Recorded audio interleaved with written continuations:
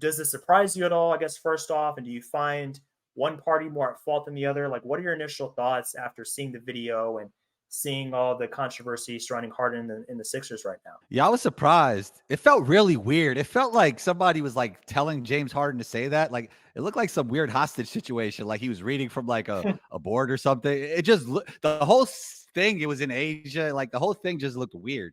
Um, I found it quite shocking because usually you don't hear the player directly call somebody in the front office a liar. But I mean, this Yeah. is directly on the microphone in front of a camera. And not only that, Mhm. he said it twice to make sure you heard him. Yep. And Hmm. another thing is James Harden doesn't even really like to he doesn't even really like to talk that much. Like from No, what I hear, he doesn't. everybody seems to like James Harden, like from a social aspect. Even there are some players, like PJ Tucker follows him wherever he goes. Like he obviously loves to Hmm. play with James Harden, but he never really talks to the media that much, and he doesn't talk too much on like interviews or when he's talking to a group. So for him to just say that out of nowhere, he must be really angry. Like that's what I'm thinking. Like Yep. he has to be really upset about something for this to happen. With that said, like I always said for the past, year or so, like James Harden eventually has to look in the mirror because every situation that James Harden is in, it always seems like from his perspective, the grass is greener or he doesn't like the situation that he's currently in. Like we've seen that Yep. with Houston at the end.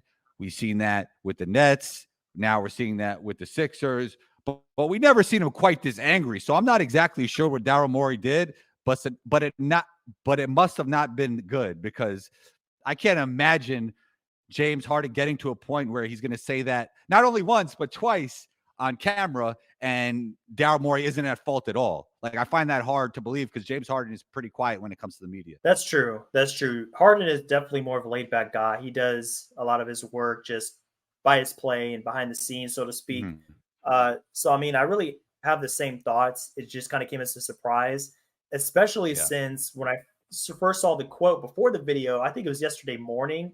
And I'm just waking up, I'm getting ready for my day, and I see this come across my screen on Twitter, and I'm like, is this like one of those like fake accounts just trying to make something up to get views or something? But it was real. It was from Sham. So I'm like, wow, this is serious business here. I do also go back to that point you made about the grass is greener, because it's not like just the organizations that he's had a problem with. It's players specifically over the years. It's Dwight Howard. It's Chris Paul. It's Katie Kyrie thing in Brooklyn. It really just kind of confuses me because he's had these great players he's played with through the years and great teams. He's almost his whole career, pretty much his entire career, he's been on winning teams, and he still wants to move on and find something different. So yeah, it just makes you wonder: is it the people he's with? Is it Harden himself? I feel like in this scenario, it could be a little bit of both. Just because, like you said, I mean, Harden's not going to get riled up over nothing. But at the same time, was it really the best idea to call him out publicly in China? And the fact that it was in China is definitely intentional as well, because we know that there was a lot of controversy with Oh with yeah. Maury in that country. So he knew what he was doing. And I just wonder, well, like, was that the best move to make in that scenario? It's interesting you said that because I actually heard them cheering. Like it wasn't even like shock. I didn't hear shock from that crowd. It was like I heard like applause.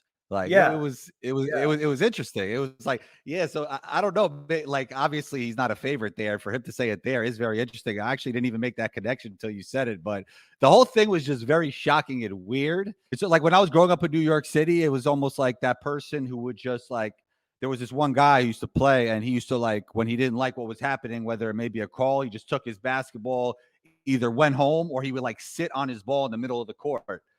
And, Mm, eventually he would just stay like that and people would just like go play somewhere else or he'd feel the pressure and feel like he have to play, right? Because you're messing up the run for mhm. 9 other people and the people waiting on the side. So will James Right. Harden eventually feel that pressure and want to come back and play? I don't know, man. He seems to be at a place where he'll never play with the Sixers again. It does seem like that. But I mean, money talks. The lack of money talks. So I mean, if it comes down to a Ben Simmons situation where it's like, you're not gonna get your money, obviously, I mean, he can do without it. But I just wonder how that's gonna come into play if we get into the season and this lingers. I just wonder what the Sixers do from here, because you have a disgruntled player that doesn't want to come back for you. He's an integral part of your team. You don't want to trade him for peanuts because you have Embiid. You want to be competitive, but you don't want to have a guy you're paying $35 million that's just dead money because he refuses to play. So I'm sure they're going to keep exploring options. But again, I don't envy this front office. I don't envy these people because it just seems like no matter how this plays out, it seems like they're both parties are going to end up losing something in the process. It's just unfortunate because it seems like the Sixers have had so much talent over the past 5 or 6 years, and something always comes up to ruin it. So it's just a shame. They've really had great opportunities, and this might be kind of like the end of the road. Yeah, I don't know how you feel about it, but when you let too much out to the public, it usually hurts your leverage. I feel like we're seeing it with Dame. I only want to go to this team.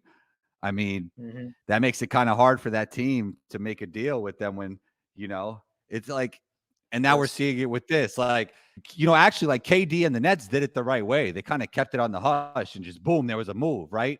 Nobody really knew what was Yep. going on. Then boom, there was a move. Like, I think that's the way to do it. I don't know how you feel about it, Me too. but it's just like that. This is not the way to go because it just hurts your leverage. The guy is not going to play there.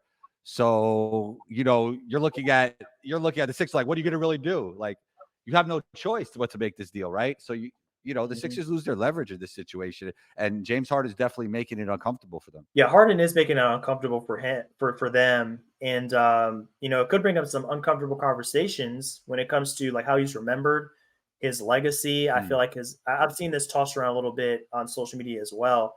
People ask the question now that he's done this again for the third time or whatnot. How do we look back on his career? Obviously, he's one of the best players to ever play. His prime years in Houston were legendary. They're incredible.